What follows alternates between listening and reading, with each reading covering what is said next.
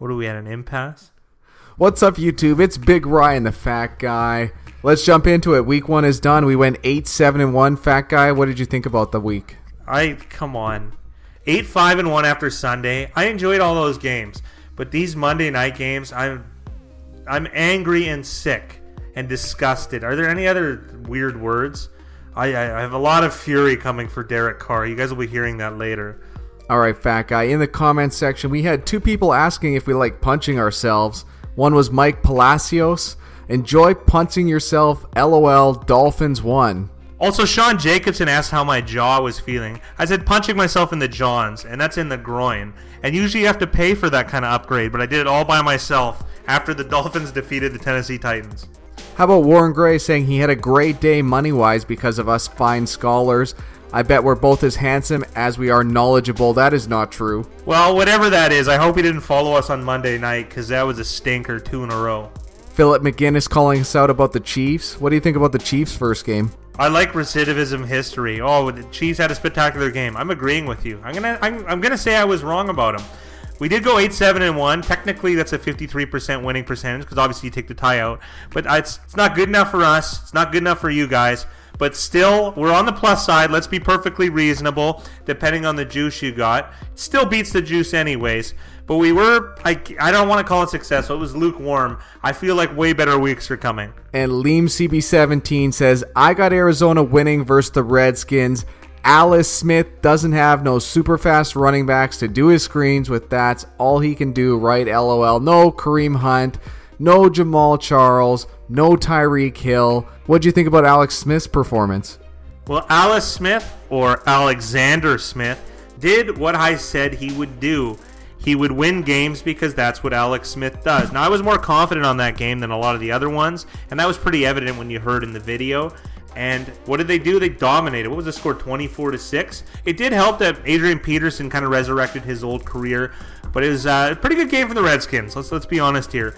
And they might be tough to beat this year. I mean, they're not going to blow anyone out of the water, but it's conceivable to think that they could make the playoffs, and Alex Smith leading them there. But I mean, 8-8, 9-7, I would call that a victory. Also, give a shout out to Adrenaline 4P for calling the Bears plus 7.5 a whole day after the game was completed. Yeah, he also reminded us, oh, you guys are pretty good at this. Oh, but then when you pick the Bills. Well, I'll tell you what, Adrenaline 4P, if I picked the games after they happened, I'd be pretty fucking good too. That being said, Shane Marks went against J-Mac, and he took the Rams as his lock of the week.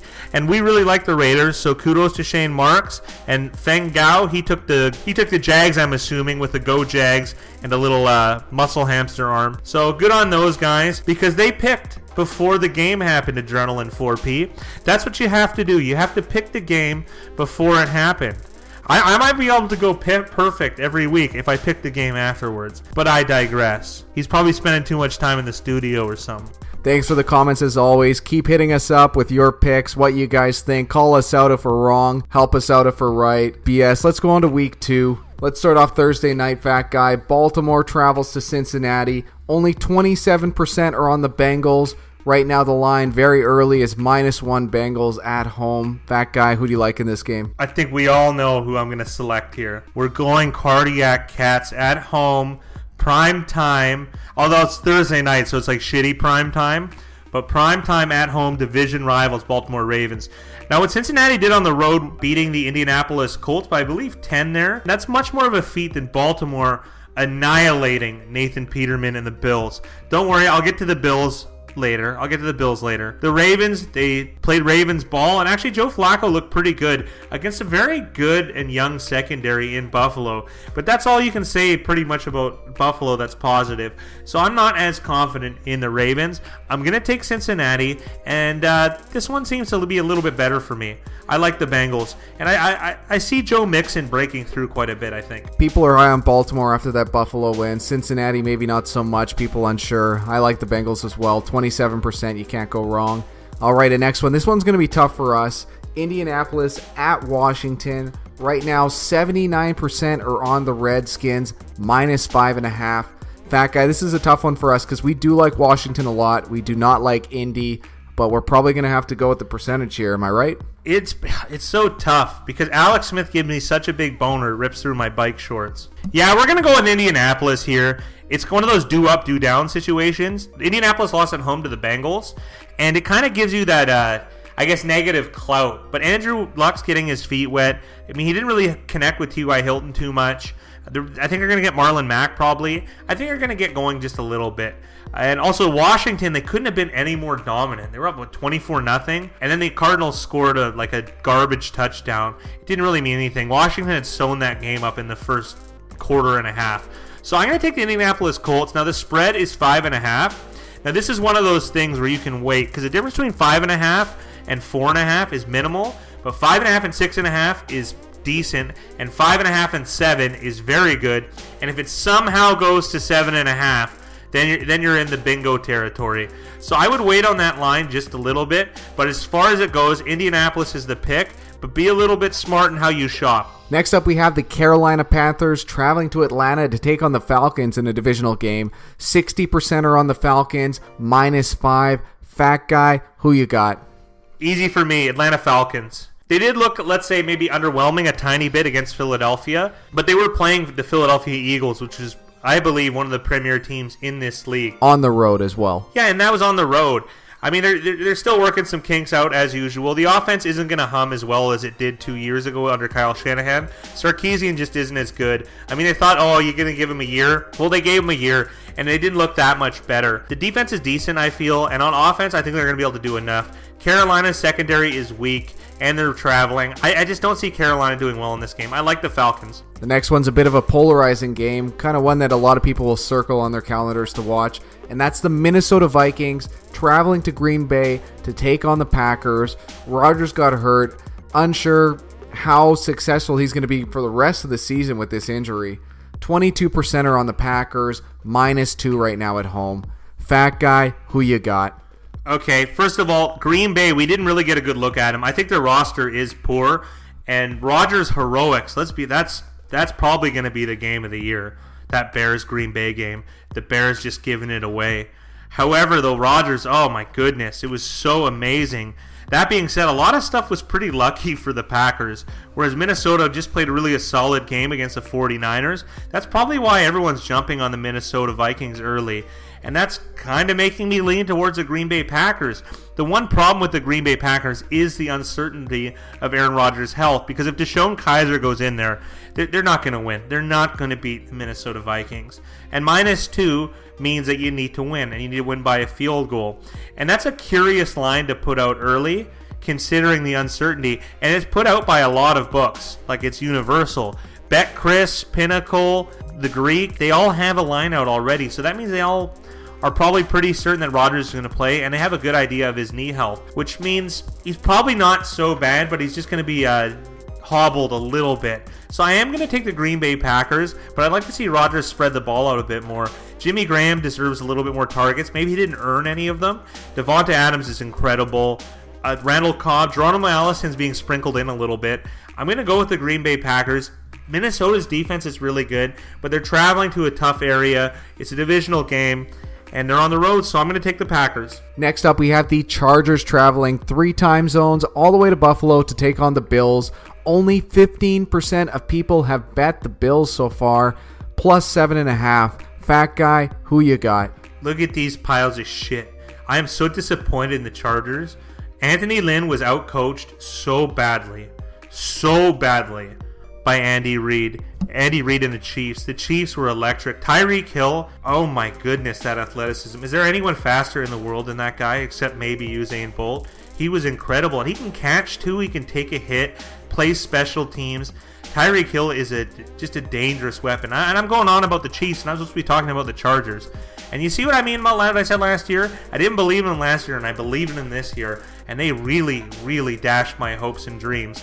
Now, Buffalo, they did about as good last week as they did when they went and played LA last time. They say it's Rivers versus undecided. I think we can all agree Nathan Peterman, he's probably had his last few snaps in the NFL, unless he's going to relieve Josh Allen in an emergency-style situation, like when I had to go to the bathroom the last time. So I'm going to go with, believe it or not, the Buffalo Bills again.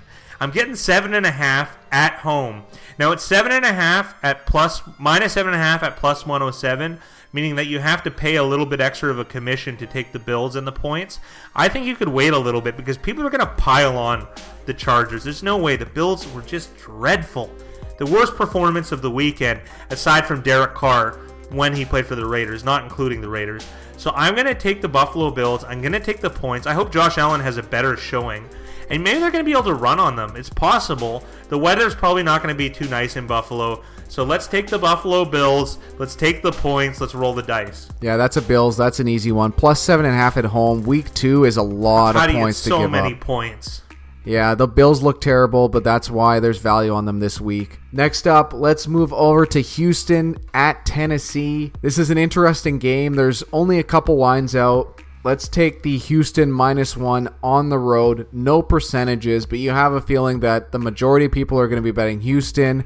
I could see the line settling at about -3 Houston. Fat Guy, what do you think?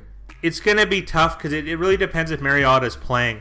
But I'm going to have to display extreme disgust with Tennessee because they, on paper, look at their on paper. They have a team that can beat a lot of teams. They're supposed to be a top-tier team with what they have on paper. And I figure with the coaching change, they'd be able to resurrect that talent. I mean, let that talent produce on field, and they didn't. Now, I'm going to have to give them some sort of, I don't know, bereavement because they had to wait around because of that weird storm, and it was just a weird situation. Not to mention, a whole bunch of their guys got hurt.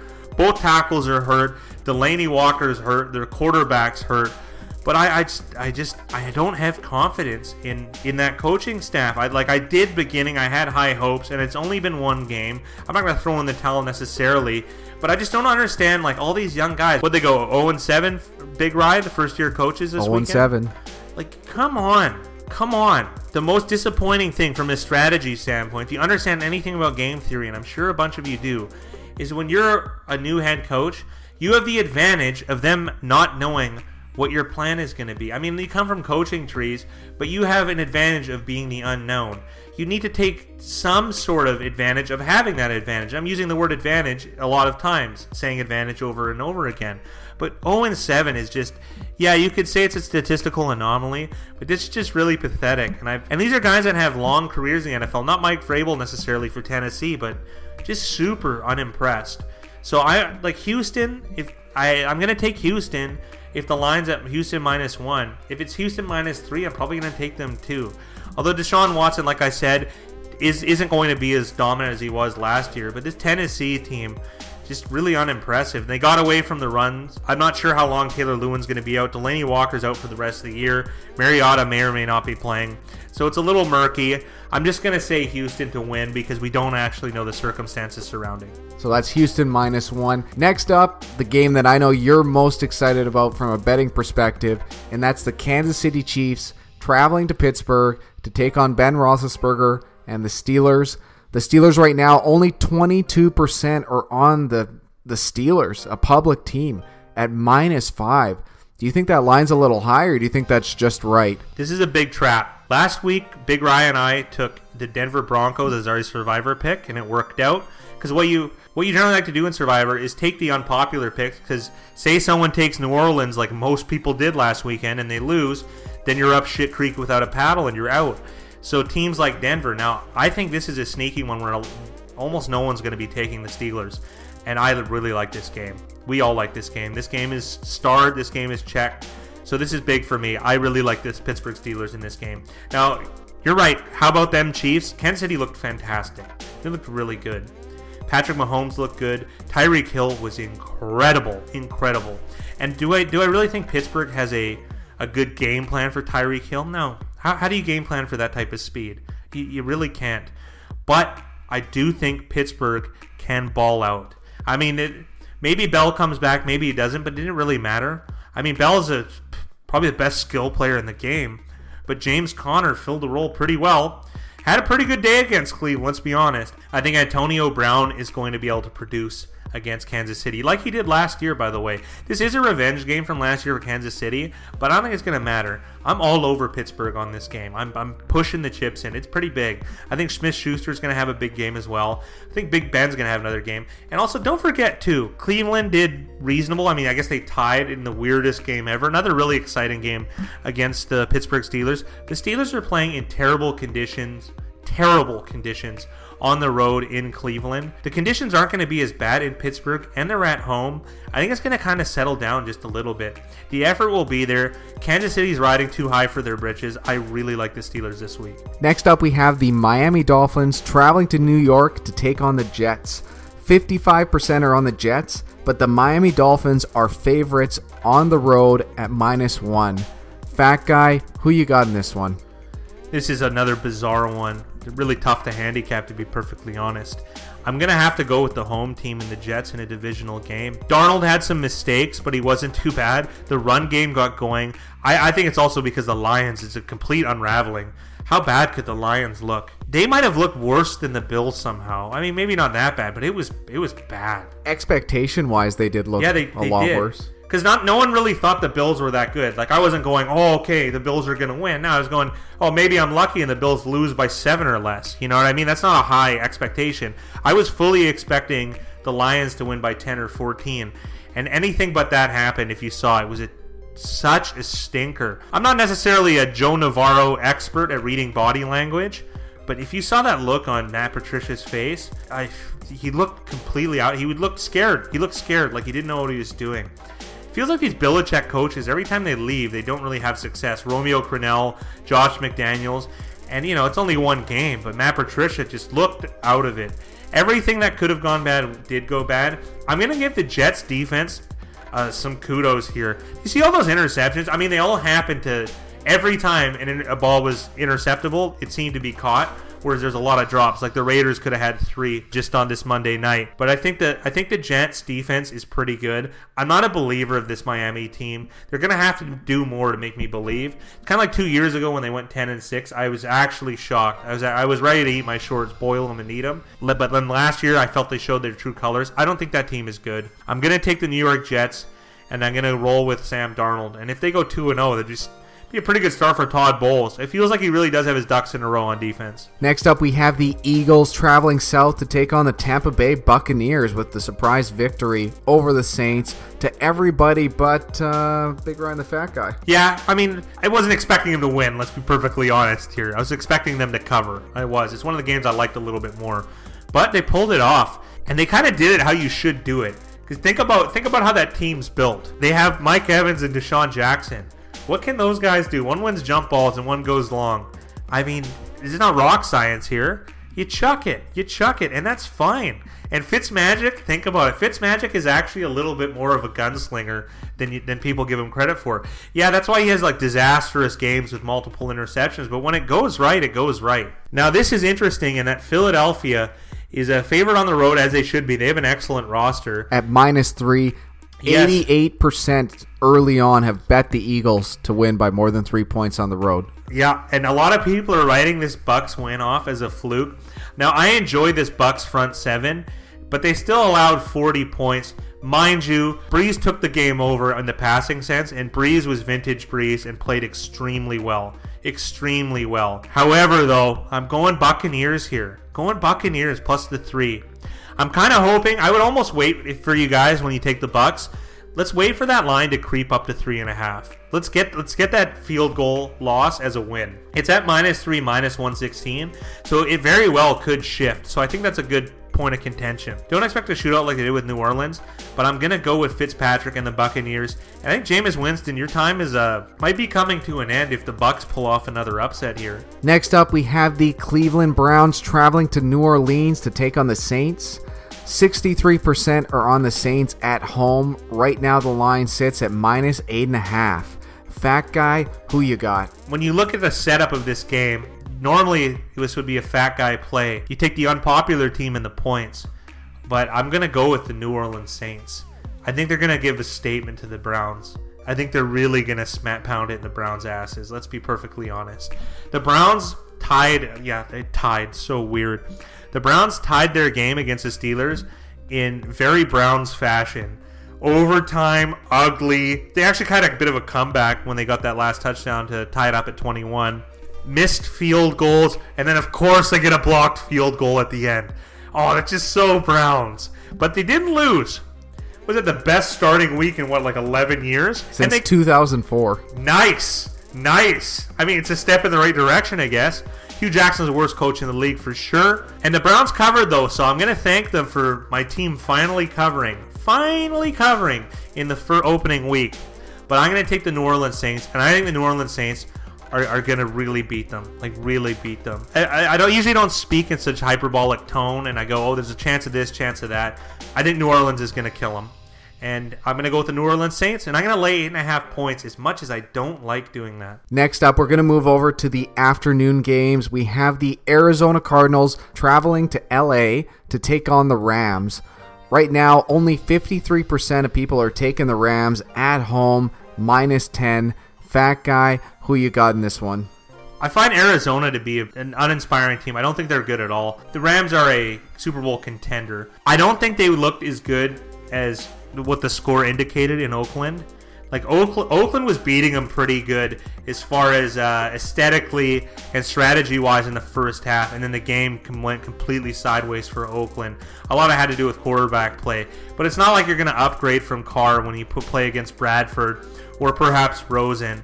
But there's so many points, and I got to pick a spread winner every game, so I'm going to take the points here just because it's 11.5. That would be the biggest reason. If you're going to take between the Rams and the Cardinals, take the Cardinals in 11.5 points. And then, with David Johnson, you are capable of getting garbage time points. I will say this about the Rams, though. They're going to blow a lot of teams out at the end of the game because against the Raiders, they did everything they could to step on the Raiders' throats at the end of the game. They didn't pussyfoot around. They ran play action like 9 times in a row because the Raiders were selling out on a early run. They were. So, and it wasn't as successful as it could have been, but Marcus Peters' pick 6 kind of capped off that entire game.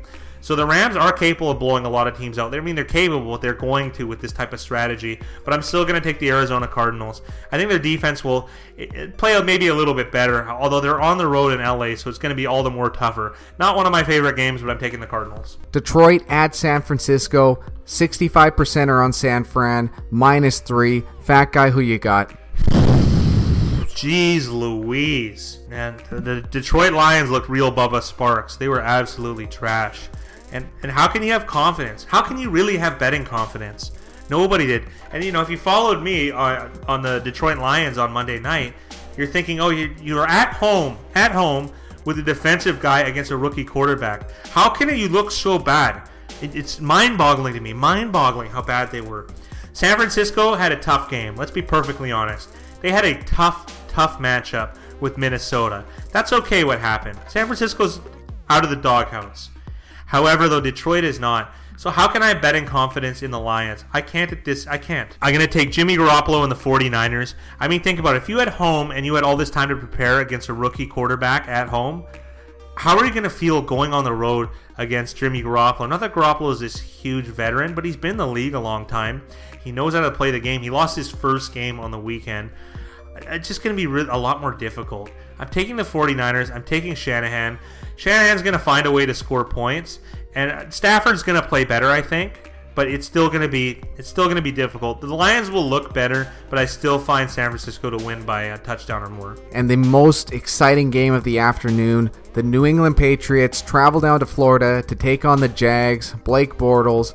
Only 29% of the bets are on the Jags, and they're 2-point underdogs at home to New England. Tom Brady, Bill Belichick. Fat Guy, who you got? You know where I'm going with this, guys. You know this. Jacksonville didn't let me down on the weekend, and I don't think they're going to let me down. I like Jacksonville. I really do. This is a good one to circle as well. The Jacksonville Jaguars defense didn't disappoint. They gave up, aside from giving up a big run to Saquon Barkley, which was really just incredible, and watching Saquon Barkley out of college, you kind of expect him to have a play like that. And, not every game, but he did manage to do it against one of the best defenses, if not the best defense. So I'll give Barkley the credit. But other than that, they got kind of stymied. Like, a lot of Odell Beckham's yards, they came in the underneath, and they were, I don't know, they weren't that impressive. The one time he did beat Ramsey pulled off this nice hold just before he got there, and I thought that was pretty slick, giving up 5 yards and the automatic first down rather than a PI, which would be a huge first down anyways. So I really like the Jaguars. I mean, New England is really thin at receiver, and they're playing the most vaunted cornerback pairing in Jalen Ramsey and AJ Bouye. Not to mention DJ Hayden, a former Raider and Lion. He looked okay also playing corner. I'm going to have to admit that the Jacksonville safety seemed a little bit slow in Gibson and Church, especially Church. But that D-line will still get after it. I think New England's going to have a lot of trouble blocking them up front. And hopefully Fournette's back, and I think they'll be able to run on the New England Patriots. I really like Jacksonville here. And this is a revenge game from the playoffs, which they should have won on the road last year. They should have won that game on the road. Now they're at home. I like Jacksonville going 2-0, one of the best teams in the league. And the last afternoon game is the Oakland Raiders traveling to the Mile High. Denver Broncos, Case Keenum, -5 points, 81% on the Broncos. Derek Carr looked crappy, but is he going to be that bad next week, fat guy? Did you just say Derek Carr looked crappy? That's the nicest thing I've ever heard you say. The guy was a fucking nightmare. I don't know what else to tell you guys. Because if you guys watch the first half like I did that game, I was so impressed with Gruden's Oakland. They ran this hurry up. Whenever they had a personnel mismatch, they just keep them on the field perfect. They smashed it in their faces in the first half. They did really well. But anytime they needed Carr to make a reasonable play, anytime, he was unable to do so. Throws a pick in the end zone under throwing Jared Cook. And by the way, he only targeted the wide receivers, I believe, 5 times. He threw every pass to a running back, particularly Jalen Richard because they were losing, or Jared Cook. And Jared Cook got all his yards after the catch, just bulldozing everybody. They were all like 6-yard slants. He couldn't even throw the ball away through an interception. Oakland actually could have won that game. I stick by my pick from Monday night. No, I don't stick by the Lions pick, but I stick by the Oakland pick. That was, if you ran that game a million times, I still think they win more than half. I still think the Raiders were the way to go. However, Carr was just absolutely abysmal, and I'm sorry I'm going long on some of these guys, but Carr really made me disgusted during that game. And that being said, I'm going to bet on him again, and I really hope someone like A.J. McCarron starts, because it's not that hard. This Raiders offensive line is capable of wearing you down. It is capable. And I think they can do that against Denver. Denver's a lot lighter up front than the Rams are. And also the cornerback grouping isn't as good. I think they're going to have to figure out a way, because you have Nelson and you have Amari Cooper. These aren't bad wide receivers. I mean, Nelson's a little bit long in the tooth and he's been injured. But Amari Cooper's right in his prime. We're going to have to find a way to target them and not just keep relying on Jared Cook and throwing checkdowns to running backs. I'm going to take the Oakland Raiders. I'm going to take the points, and I'm going to take them on the road. And hopefully Gruden can stick with this run game, because if they continually run it, they could run it for 250 yards against the Denver Broncos, control the clock. And that's another thing too. If you look at the first half time of possession, I believe it was 22-8 for the Raiders. If you continue to do that in a game, you almost can't lose if you hold the ball. I really, really liked Gruden's strategy. I was just so disappointed with how Derek Carr played. He didn't even try to move the ball downfield. And I believe the Raiders have the makings of a good team. Now, it might not happen this year, but over time it's going to. Their defense is also an extreme work in progress, but their offense has the basis for extreme strength and maybe even a revolutionary type offense where you just keep the ball. Because if every drive's 7 minutes, how's the other team going to score? Moving on to Sunday Night Football, it should be an exciting matchup between the New York Giants and Dallas Cowboys. Right now, 28% are on the Cowboys at home by a field goal, -3. Fat guy, who you got? Oh, this is a layup. This is a layup for me. The Dallas Cowboys, no question about it. They didn't look that good against Carolina, I'll admit, and we did lose on that pick. However, though, the Giants, it's all flash. It's all flash. People get so excited, and they get high on Odell Beckham, on Saquon Barkley, Evan Ingram. It's not a winning formula. That skill position stuff, it just doesn't win. Look at all the top receivers. DeAndre Hopkins, Julio Jones, I guess Michael Thompson, Odell Beckham. They've never won a Super Bowl. You know, they didn't make the playoffs. Over time, I don't think this is a winning formula. It just isn't. I'd rather have the meat and potatoes. I'd rather have a strong line play. That's what I prefer aesthetically. And the Dallas Cowboys, although it's lacking because they're a little bit injured up front, I'm still going to take them. Now, the line's at 3, in some places 3.5. but the majority of bettors are on the Giants. If you can get it at 3 with some positive juice, I would suggest taking that. You could wait for it to move, but I think it'll be stuck here because of the implications between the two games. They're such public teams. So I'd like Dallas -3, and I really like this game, and I don't think the Giants are going to be able to pull it off. We finish off with Monday Night Football. Russell Wilson and the Seahawks travel to Chicago to take on Mitch Trubisky and the Bears. 61% are on the Bears, -3.5. Fat Guy, who you got? All right, now the Bears, they blew it. You blew it! You know, and bald Matt Nagy, he had it. He had the entire fan base in his back pocket. Up 20-0 on the road against the Packers. Oh my goodness. And then you blow it. But it was one of the greatest comebacks I've ever seen. I mean, that's why we watch sports, isn't it, guys? So I'm going to take the Bears because how is Seattle going to block the front line of the Chicago Bears? You know, I mean, Mac, I believe it really isn't in game shape. But look how dominant his first half was. Hicks looked incredible. It's just going to be tough to deal with. They're going to sprinkle in Roquan Smith as well. I think he's going to get his feet wet as well. So I'm going to take the Chicago Bears. I just don't know how Seattle's going to stop him. The one thing is, though, Russell Wilson is elusive. He's very elusive. But he wasn't able to get away from Von Miller. Now, I think Von Miller is a little bit quicker. He's more fleet of foot. He's able to get to Wilson a little bit better. And Von Miller made really big plays. But I think Mac is capable of doing almost the same. Just not quite as quick. But I think Mac's also got a little bit more help up front. So I'm going to go with the Chicago Bears because I think they're going to be able to get it done. Now, that offense is a little bit worrisome. Like I said, Trubisky, it's not that I dislike him. It's just there's so many better options in the league. There just has been. And he looked a little bit flat. Like, if you look at his numbers, they're not all that good. But they are very creative. They found ways of getting people the ball. Jordan Howard is just a yard machine. I really like him from an aesthetic standpoint. And Tariq Cohen, I think, he's gonna have one of these breakout games like he did last year. He'll be flat breakout, flat breakout, that type of style. They're going to have to find a way to incorporate the receivers a little bit more. But I think Jordan Howard is going to be able to get it done. So I'm going to take Jordan Howard, Khalil Mack, and the Chicago Bears to cover the 3.5-point spread against the Seattle Seahawks on Monday Night Football. All right, Fat Guy, lightning round time. Let's go over these games. Thursday night, Baltimore at Cincy. Cincinnati all the way. Moving on to Sunday, Indy at Washington. Indianapolis Colts. Carolina at Atlanta. Oh, hot Atlanta for sure. The Vikings traveling to Green Bay to take on Aaron Rodgers and his knee. Yeah, I'll take Aaron Rodgers, singular, and his cortisone knee. Chargers at Bills. Oh, jeez. Someone cue the Curb Your Enthusiasm music. I'm going to take the Buffalo Bills. Houston at Tennessee. Houston Texans. Kansas City at Pittsburgh. Pittsburgh. The Dolphins at the Jets. Meet the Jets. Greet the Jets. Philly at Fitzmagic's Tampa Bay Buccaneers. Oh, we're going Bucks here. Cleveland at New Orleans. New Orleans Saints. Arizona at the Rams. The Arizona Cardinals. Detroit at San Francisco. Niner Night. New England at Jacksonville. The Jacksonville Jaguars. Oakland at Denver. The Oakland Raiders. New York Giants at Dallas on Sunday night.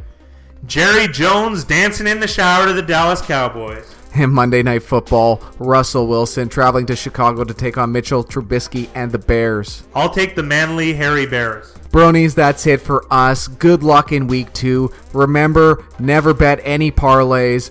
And, Fat Guy, guess what? I got that marshmallow out. You were right. Turns out it is